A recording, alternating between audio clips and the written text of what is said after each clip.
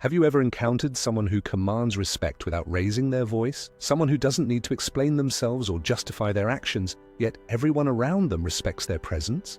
It's almost as if they have a quiet authority that demands attention. One day, I asked a man like that what his secret was. His answer was simple: I don't try to gain respect. I simply don't allow disrespect. In this video, you're going to learn how to adopt this very same attitude. We're going to explore techniques from the greatest philosophers and psychologists of all time that will help you instantly command respect, no matter where you are. Let's dive in. The strategic silence of Machiavelli back in 1503, Niccolo Machiavelli understood something crucial about human nature. Too many words dilute authority. When you explain yourself excessively, it makes you seem guilty. When you justify your actions, constantly you sound insecure. When you fill every silence with words, you're revealing desperation. Machiavelli knew this. Silence is power. When you don't defend yourself, you project confidence. And here's the key: silence creates discomfort for the other person, not for you. Here's a powerful technique: the 3-second rule. The next time someone attacks or questions you, take a deep breath and silently count to 3. 1, 2, 3. Let the silence hang in the air. You'll notice how the other person shifts in their seat, hesitates, or rephrases their question more cautiously. This isn't passive silence, it's an active, strategic silence. You're not avoiding confrontation, you're controlling it. Now let's address something most people don't even realize they're doing: justifying themselves. Every time you justify your actions, you've already accepted that you owe someone an explanation. You've handed over your power. Think about the last time you justified yourself. Sorry, I'm late.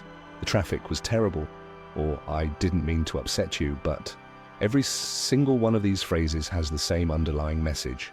Please don't judge me. Please continue liking me. Please forgive me for not being perfect. But what if you didn't explain yourself at all? What if you simply said, I'm running late, or I won't be able to make it today? No explanation, no long-winded excuses.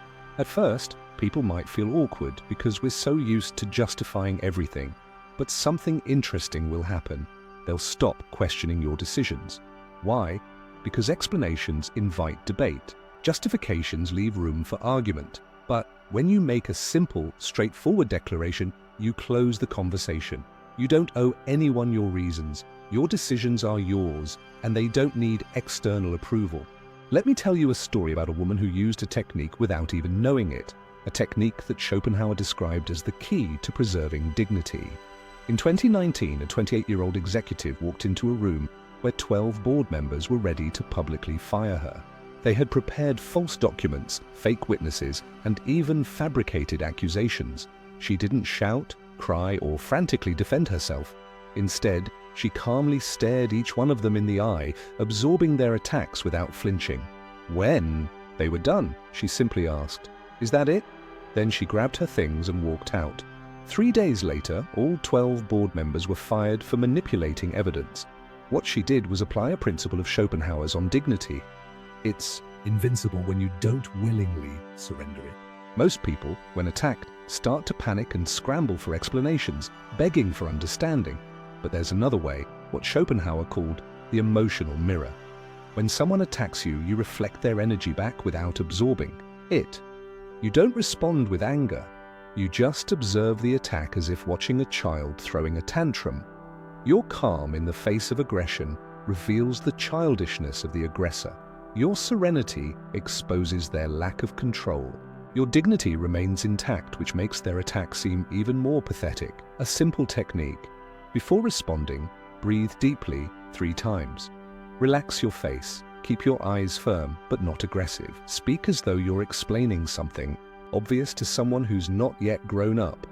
I understand your point of view. This simple statement disarms any attack. It ends discussions without winners or losers. You're not avoiding conflict, you're positioning yourself above it. There's a deeper level to commanding respect, something that most people overlook: authentic presence. I once worked with a janitor named Maria, a 55-year-old woman who had more respect in the workplace than most executives. The CEO would stop to greet her, and directors sought her advice during coffee breaks. Maria never shouted, never tried to assert herself, and never demanded attention. but she had something that 90% of people lose, an undeniable presence. She wasn't pretending to be perfect. She wasn't hiding her flaws. She didn't lie about who she was. This brutal honesty with herself radiated an authority that no job title or degree could ever give her. Here's the problem.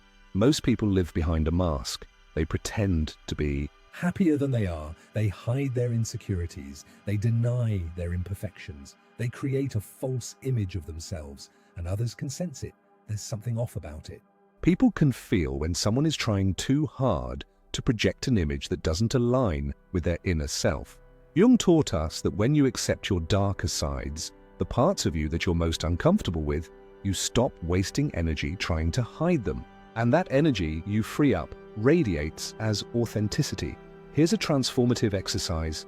Take a moment to write down 3 characteristics about yourself that you don't like to admit. Maybe you're controlling, jealous, or lazy. Instead of denying these traits, accept them. Yes, I can be controlling when I'm anxious. So what? Yes, I feel jealousy sometimes. But it shows me what I truly desire. When you stop fighting your own nature, you free yourself from the need to wear a mask. This raw, unapologetic authenticity naturally commands respect. How often have you felt disrespected? My boss doesn't appreciate me. My family doesn't. Understand me. People just don't give me opportunities. These phrases are a confession of powerlessness. You're putting the blame on others. You're positioning yourself as a victim of circumstances. Jean-Paul Sartre revealed a powerful truth. You are entirely responsible for how others treat you. Not because you deserve disrespect, but because you teach people how to treat you through your reactions and the boundaries you set.